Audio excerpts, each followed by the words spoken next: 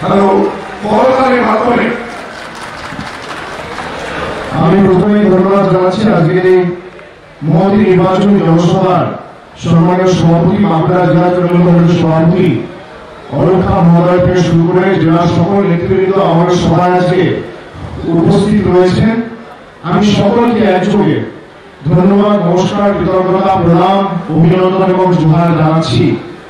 সর্বোপরি যার সমর্থনে আমাদের আজকের এই জনসভা এবং হিরবাদ সহ খাতড়া দু একটি অঞ্চল এবং ইনপুরের একটি অঞ্চল থেকে আজকে মানুষ এসেছেন, মূলত বারাউরি, গোপালপুর, হিরবাদ অঞ্চল থেকে শুরু করে সুপুর অঞ্চল থেকে শুরু করে একাধিক জায়গা থেকে মানুষ এসে পৌঁছেছে এবং যার সমর্থনে আজকে আমরা সমবেত হয়েছি। মমতা বন্দ্যোপাধ্যায় স্নেহপূর্ণ, মমতা বন্দ্যোপাধ্যায় ভালোবাসা এবং স্নেহকে পাথর করে তিনি জোড়া ফুল প্রতীক চিহ্ন নিয়ে আপনাদের আশীর্বাদ, দোয়া, ভালোবাসা, প্রার্থনাকে কেন্দ্র করে প্রতিদ্বন্দ্বিতা করছেন আমাদের সকলের অভিভাবক, রশিয়ান নেতা প্রবীণ সম্মানীয় সুব্রত মুখোপাধ্যায়। আমি তাকেও সম্মান জানাচ্ছি। আজকে যে সমর্থন, যে ভালোবাসা, যে উৎসাহ, যে উদ্দীপনায় আপনারা আমাদেরকে আবদ্ধ করেছেন এবং বেলা 1টার সময়, এখন প্রায় 2:15 বাজে এবং 12:30টা 1টা থেকে জমায়েত শুরু হয়েছে। মানুষ যেভাবে এই গ্রীষ্মের তীব্র দাবদাহকে উপেক্ষা করে আমাদের সমর্থন জানিয়েছেন, আমি হিরবাদের মানুষের কাছে চিরকৃতজ্ঞ হয়ে থাকবো। আমি আপনাদের ধন্যবাদ জানাই। আমার মা বোনেরা সামনে বসে আছে, বাড়ির সংসারের কাজ ছেড়ে আপনারা আমাদের আশীর্বাদ করতে এসেছেন। মমতা বন্দ্যোপাধ্যায়ের হাত শক্তিশালী করতে বাংলার এই লড়াইয়ে অংশগ্রহণ করেছেন। আপনাদের সমর্থন, আপনাদের ভালোবাসা, আপনাদের এই দৃঢ়তা কোনোদিন বৃথা যাবে না, এটা আমি আপনাদের কথা দিয়ে বলতে পারি। আজকের এই লড়াই আমরা আপনাদের কাছে এসেছি আপনাদের দোয়া, আশীর্বাদ, ভালোবাসা এবং কৃতজ্ঞতাকে পাথর করে আগামী দিন দিল্লির বুকে পরিবর্তন আনতে আপনাদের কাছে আমরা আমাদের প্রার্থী হয়ে সমর্থন চাইতে এসেছি। আমি প্রথমেই বলি, 2011 সালে মমতা বন্দ্যোপাধ্যায় ক্ষমতায় আসার আগে এই জঙ্গলমহলের চিত্র কি ছিল, আর তারপরে এই বিগত 7-8 বছর এই জঙ্গলমহলে কি পরিবর্তন ঘটেছে আপনারা নিজের চোখে পরোক্ষ করেছেন, চাক্ষুষ করেছেন, উপলব্ধি করেছেন। নতুন করে আপনাদের আঙুল দিয়ে দেখিয়ে দেওয়ার কোনো অবকাশ নেই। কিন্তু তাও আমি বলবো যে আজকে আমাদের এই সভা, যে সংখ্যায় মানুষ এসেছে, এখনো মিছিল ঢুকছে। আগামী 12ই মে ভোট এবং আপনারা যেভাবে ভালোবাসা আজকে আমাদের সভায় দিয়েছেন, সিপিএম প্রার্থী হয়েছে, কংগ্রেস প্রার্থী দেয়নি কেন? অমিয় বাবুর হাত শক্তিশালী করার লক্ষ্যে। যারা দুর্নীতি, দুঃশাসন করে জঙ্গলমহলকে অশান্ত করেছিল, যে রাজনৈতিক দল অমিয় পাত্র, সুশান্ত ঘোষ, মজিদ মাস্টার, সুবুল আলী, অনুজ পান্ডে, ডালিম পান্ডের মতো নেতাদের জন্ম দিয়ে লালন পালন করে, তাদের কাছে শান্তি সংহতির কথা তৃণমূল কংগ্রেসকে শিখতে হয়নি এবং আগামী দিনেও হবে না। যারা মানুষের মাথার উপর বন্দুকের নয় ঠেকিয়ে 34 বছর সন্ত্রাস করে মাওবাদীদের সাথে হাত মিলিয়ে জঙ্গলমহল অশান্ত করেছিল, তারা আবার রাস্তায় নেমেছে, প্রার্থী হয়ে প্রতিদ্বন্দ্বিতা করছে। তাদেরকে এই বিধানসভা সহ বাঁকুড়া লোকসভা থেকে আগামী দিন গণতান্ত্রিক ভাবে ছাঁটা দিয়ে ছেড়িয়ে বিদায় করে বাঁকুড়া ছাড়া আমাদের করতে হবে। ভারতীয় জনতা পার্টি তাদের প্রার্থী ঘোষণা করেছেন, তিনি কি কারবার চালান আমরা জানি। 1 বছরে 10 দিন তাকে রাস্তায় পাওয়া যায় না। সুব্রত মুখার্জি জোট প্রার্থী হয়ে 2009 সালে কংগ্রেসের প্রতীক চিহ্নে এই বাঁকুড়া লোকসভা থেকে প্রতিদ্বন্দ্বিতা করেছিল। 10 বছরের মধ্যে সুব্রত মুখার্জি কম করে 200 বার বাঁকুড়া এসছে, আর মমতা ব্যানার্জি কম করে 500 বার উন্নয়নের তালি নিয়ে বাঁকুড়ায় পৌঁছে গেছে। কিন্তু বিজেপি, সিপিএম, কংগ্রেসকে অনুবীক্ষণ যন্ত্র দিয়ে খুঁজে পাওয়া যায়নি। নরেন্দ্র মোদী সরকার 2014 সালে ক্ষমতায় আসার আগে আমাদের বলেছিল আজকে দিন আসবে বাঁকুড়া জঙ্গলমহলের মানুষকে তারা ইচ্ছাকৃত ভাবে লাঞ্ছিত, বঞ্চিত, নিপীড়িত, অত্যাচারিত, বিতাড়িত, শোষিত করে রেখে দিয়েছে। মমতা বন্দ্যোপাধ্যায় প্রথমবার মুখ্যমন্ত্রী হওয়ার পরে মহাকরণের মহানগর ছেড়ে 12 জুন তিনি জঙ্গলমহলে সভা করেছিলেন। একদিকে ঝাড়গ্রামের বেলপাহাড়ি, একদিকে বাঁকুড়ার সারেঙ্গা, আর একদিকে পুরুলিয়ার বানবাজার, বলরামপুর। তিনি বারে বারে উন্নয়নের টানি নিয়ে বাঁকুড়া, পুরুলিয়া, পশ্চিমাঞ্চল জেলাগুলোতে বিডিও, এসডিও, আইসি, ওসি, এসপি, ডিএম এবং সংশ্লিষ্ট দপ্তরের আধিকারিকদের নিয়ে দাপিয়ে বেরিয়েছে। আজকে পানীয় জলের সুব্যবস্থা আমরা করেছি, রাস্তাঘাট আমরা করেছি। এই বাঁকুড়া জেলায় 4টে নতুন মাল্টি সুপার স্পেশালিটি হাসপাতাল মানবী মানুষের সরকার করে দিয়েছে। 20টা নতুন এসএনএসইউ হয়েছে, 2টো নতুন এসএনসিইউ হয়েছে, আইটিআই হয়েছে, পলিটেকনিক কলেজ হয়েছে, ইঞ্জিনিয়ারিং কলেজ হয়েছে। যেখানে জুনিয়র স্কুল ছিল সেখান থেকে সেকেন্ডারি, হায়ার সেকেন্ডারি এবং বিশ্ববিদ্যালয় একের পর এক স্থাপন বাংলার মাটিতে মমতা বন্দ্যোপাধ্যায় করেছে। এমন কোন গ্রাম পঞ্চায়েত, এমন কোন বুথ, এমন কোন শিক্ষা প্রতিষ্ঠান আপনারা দেখাতে পারবেন না যেখানে মমতা বন্দ্যোপাধ্যায়ের উন্নয়নের ছোঁয়া স্পর্শ করেনি। আমাদের নেত্রী যা বলেছে, কথা দিয়েছে। আর ভারতীয় জনতা পার্টির প্রধানমন্ত্রী কি বলেছিল? আজকে দিন আসলে কালো টাকা ধ্বংস হবে, 2 কোটি বেকারের চাকরি হবে, বাংলার আর্থিক তহবিলে কোটি কোটি টাকা দিল্লির কেন্দ্রীয় সরকার দেবে।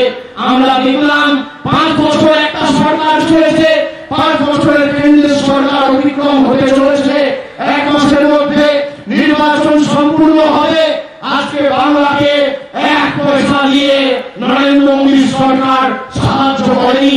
এখানে আমার মাথায় বোনেরা রয়েছে, আমি আপনাদের স্মরণ করিয়ে দিতে চাই 5 বছর আগে কেরোসিনের দাম কত ছিল? 14 টাকা লিটার। আর আজকে কেরোসিন তেলের দাম কত? 34 টাকা লিটার। 5 বছর আগে ভর্তুকি রান্নার গ্যাস দাম কত ছিল? 402 টাকা। আর আজকের রান্নার গ্যাসের দাম কত? 770 টাকা। 5 বছর আগে পেট্রোলের দাম কত ছিল? 48 টাকা। আজকে পেট্রোলের দাম কত? 76 টাকা। 5 বছর আগে ডিজেলের দাম কত ছিল? 38 টাকা।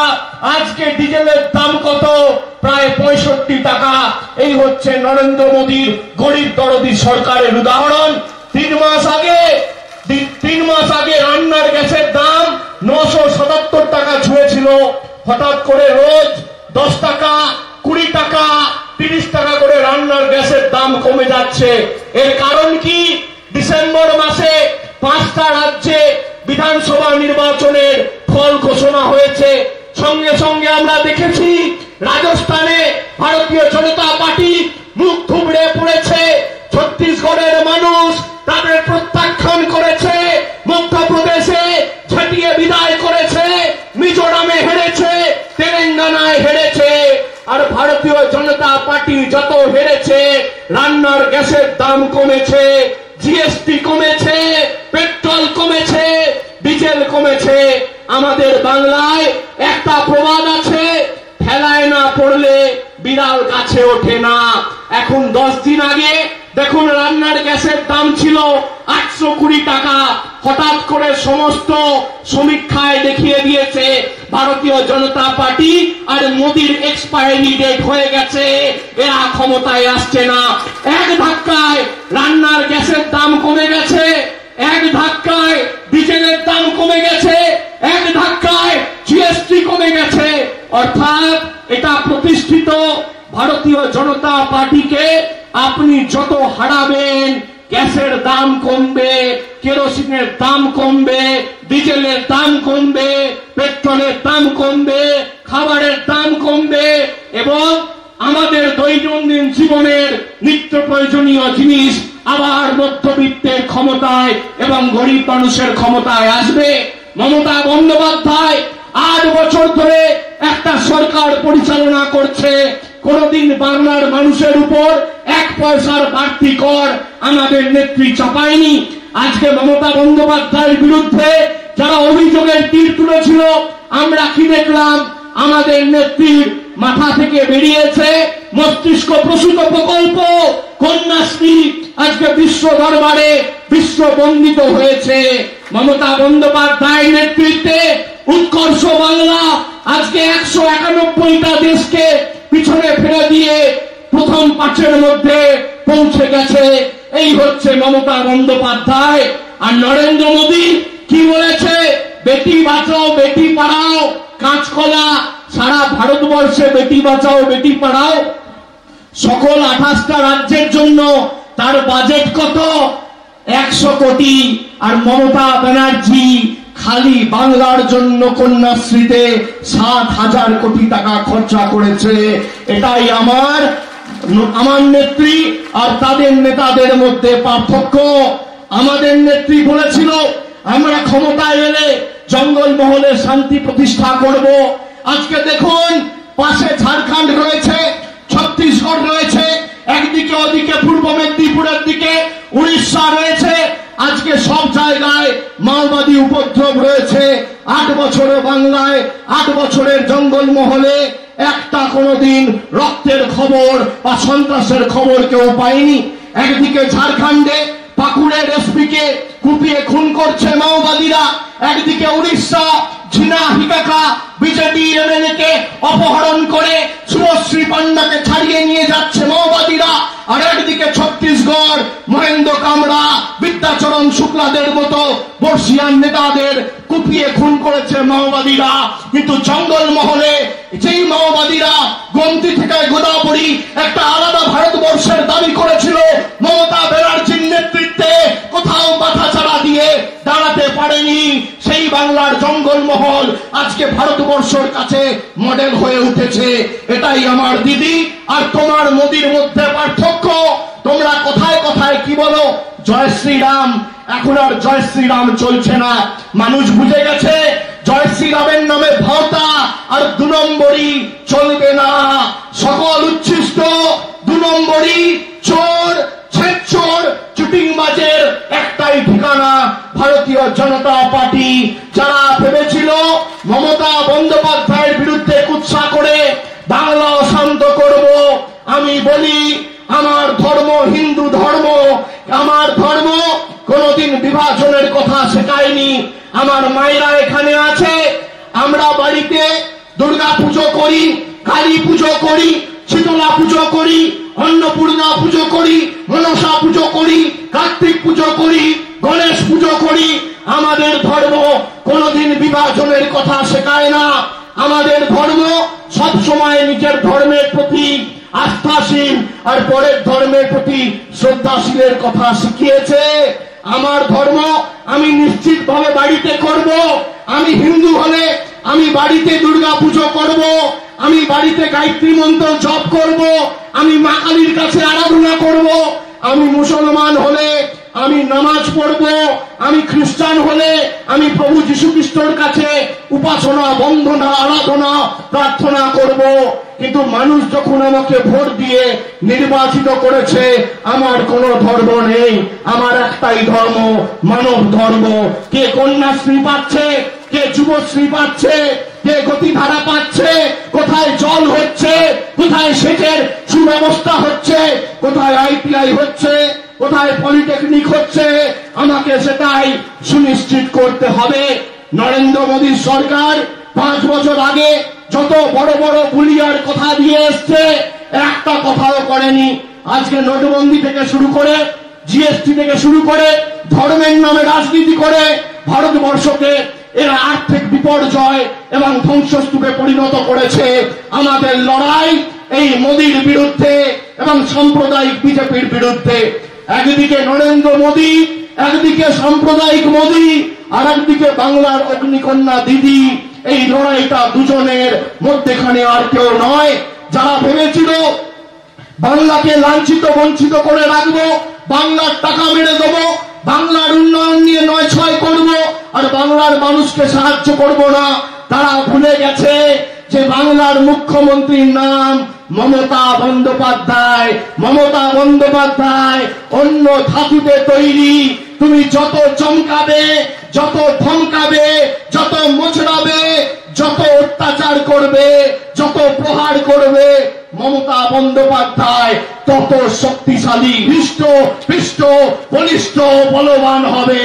তোমরা ভয় দেখিয়ে তৃণমূল কংগ্রেসকে দমাতে পারোনি, আর কোনোদিন পারবে না। যখনই কোন জনবিরোধী সিদ্ধান্ত এরা নিয়েছে, আমরা বিরুদ্ধে একমাত্র প্রতিবাদ করেছি। এফআরটিআই বিল বলুন, ডিজেলের মূল্য বৃদ্ধি বলুন, পেট্রোলের মূল্য বৃদ্ধি বলুন, রান্নার গ্যাসের ভর্তুকি প্রত্যাহার বলুন, একাধিক জনবিরোধী প্রকল্পের বিরুদ্ধে একমাত্র তৃণমূল কংগ্রেস ধারাবাহিক প্রতিবাদ করে রাস্তায় নেমেছে। তখন অমিয় পাত্রর টিকিট আমরা খুঁজে পাইনি। সুভাষ সরকারকে অনুবীক্ষণ যন্ত্র দিয়ে হিরবাদের মানুষ, খাতড়ার মানুষ, রানীবাদের মানুষ, ইনপুরের মানুষ খুঁজে পায়নি। একমাত্র তৃণমূল কংগ্রেসের শুভানুধ্যায়ী সৈনিকেরা রাস্তায় নেমে প্রতিবাদ করেছে। প্রধানমন্ত্রী আজকে দলিতদের উপর অত্যাচার করছে, তার দল এসটিদের উপর অত্যাচার করছে।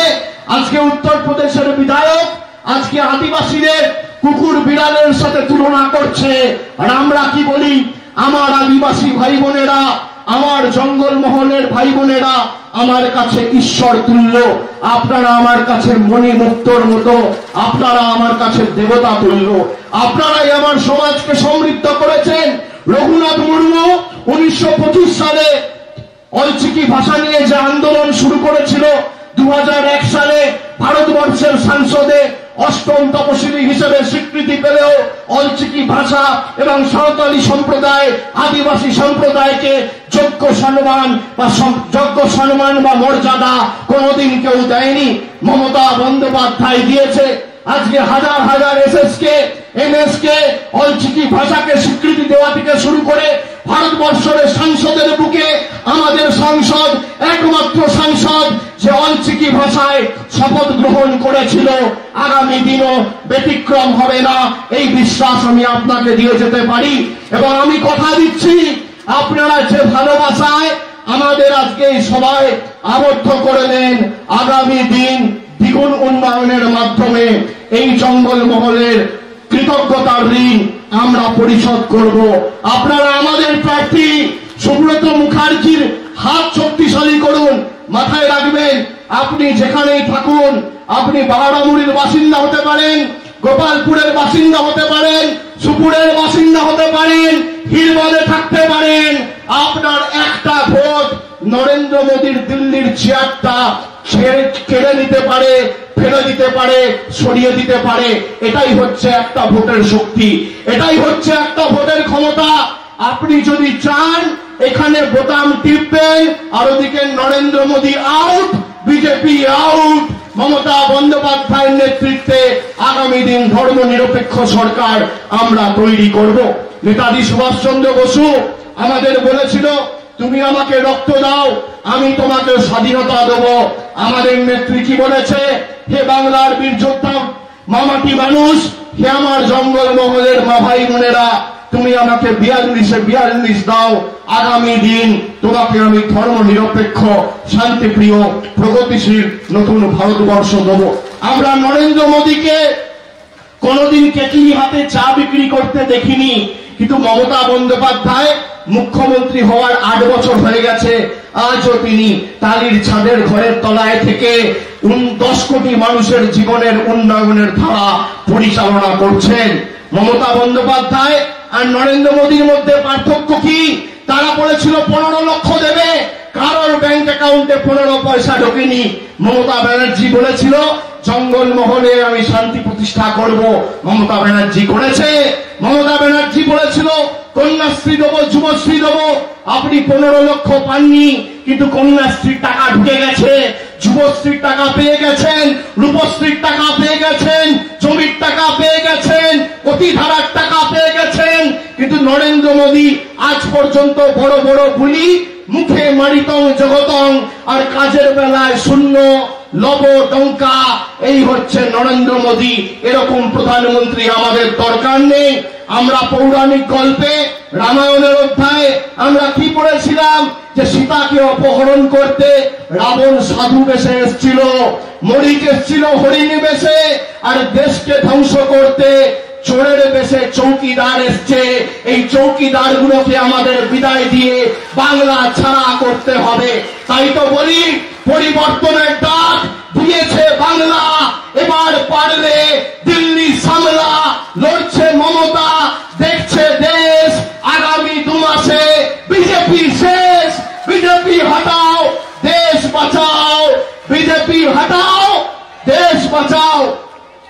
আপনারা বলুন বিজেপি হটাও, মোদি হটাও, বিজেপি হটাও, সিপিএম হটাও, কংগ্রেস হটাও। 2019 এবং সকাল সকাল আগামী 12ই মে নির্দ্বিধায় নির্ভয়ে আপনার নির্ধারিত নিকটবর্তী পোলিং স্টেশনে ঢুকে সকাল সকাল ভোট দিন, জোড়া ফুলে ভোট দিন। নিজের ভোট নিজে দিন, জোড়া ফুলে ভোট দিন। আর সুব্রত মুখার্জিকে ভোট দেওয়া মানে মমতা ব্যানার্জিকে ভোট দেওয়া, এটা মাথায় রাখবেন।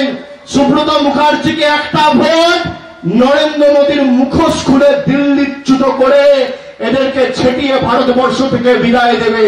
তাই আগামী দিন সকাল সকাল ভোট দিন, জোড়া ফুলে ভোট দিন। মা ভাইয়েরা ভোট দিন, জোড়া ফুলে ভোট দিন। ছাত্র যুব বাঁধো জোট, জোড়া ফুলে সব ভোট। এসসি এসটি বাঁধো জোট, জোড়া ফুলে সব ভোট। আমি আপনাদের বলবো, আপনারা বলবেন আগামী 12 তারিখ ভোট দিন। একটু জোরে ভাই, একটু আওয়াজটা একটু জোরে করতে হবে, দিল্লির গদিটা খেপে ওঠে যেন। আগামী 12 তারিখ আসছে দিন, এই নিজের ভোট নিজে দিন। এই শ্রমিক কৃষক ভোট দিন, এই ছাত্র যুব ভোট দিন। আরে ভোট দেবেন কোনখানে? আগামী 12 তারিখ ভোট দেবেন কোনখানে? আরে বাঁকুড়ার সাথে ভোট দেবেন কোনখানে? আমার আদিবাসী ভাইরা ভোট দেবেন কোনখানে? এই লড়াই লড়াই লড়াই চাই, এই লড়াই লড়াই লড়াই চাই। এই লড়াইয়ের নেত্রীকে, এই লড়াইয়ের নেত্রীকে বন্দে মাতরম, বন্দে মাতরম, বন্দে মাতরম। তৃণমূল কংগ্রেস চাপাত, বাংলার মুক্তি সূর্য মমতা ব্যানার্জি চাপাত, মমতা ব্যানার্জি চাপাত। সকাল সকাল ভোট দিন, এই নিজের ভোট নিজে দিন। আরে বিজেপিকে মুছে দিন, কংগ্রেসকে কবর দিন, আর সিপিএম কে রুখে দিন। জঙ্গলমহলের শান্তির সাথে ভোট দিন, মানুষের সাথে ভোট দিন, বাংলার সম্মানের সাথে ভোট দিন। রাফালের টাকা কোথায় গেল? নরেন্দ্র মোদীর জবাব দাও। আরে জিএসটির টাকা কোথায় যাচ্ছে? নরেন্দ্র মোদীর জবাব দাও। আরে আদিবাসীদের উপর অত্যাচার হচ্ছে কারণ নরেন্দ্র মোদীর জবাব দাও। মানুষের টাকা কোথায় গেল? নরেন্দ্র মোদীর জবাব দাও। আরে নোটবন্দি কার স্বার্থে? মোদী তুমি জবাব দাও। আরে জিএসটি কার স্বার্থে? বিজেপির জবাব দাও। মানুষের টাকা টাকা নিয়ে নয়ছে কেন? বিজেপির জবাব দাও। আরে দলিত মেরে দলিত প্রেম, মানুষ মেরে মানুষ প্রেম, কৃষক মেরে কৃষক প্রেম, জঙ্গলমহলের মানুষ মেরে জঙ্গলমহল প্রেম।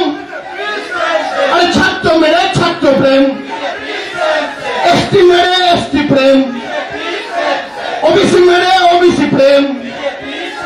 আরে হিন্দু মেরে হিন্দু প্রেম, হিন্দু মেরে হিন্দু প্রেম, কৃষক মেরে কৃষক প্রেম। অনেক অনেক ধন্যবাদ আপনাদের। জয় হিন্দ, বন্দে মাতরম। সকাল সকাল ভোট দিন, জোড়া ফুলে ভোট দিন। মাথায় রাখবেন, বাংলার অধিকারের স্বার্থে ভোট দিচ্ছেন।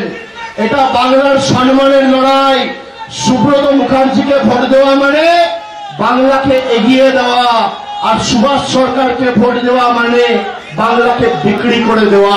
আপনি বাংলার মর্যাদা রক্ষা করবেন না বাংলাকে বিক্রি করবেন? আপনি উন্নয়নে থাকবেন না আপনি অনাচারে থাকবেন? আপনি সাম্প্রদায়িকতায় থাকবেন না আপনি ধর্মনিরপেক্ষতা সংহতিতে থাকবেন?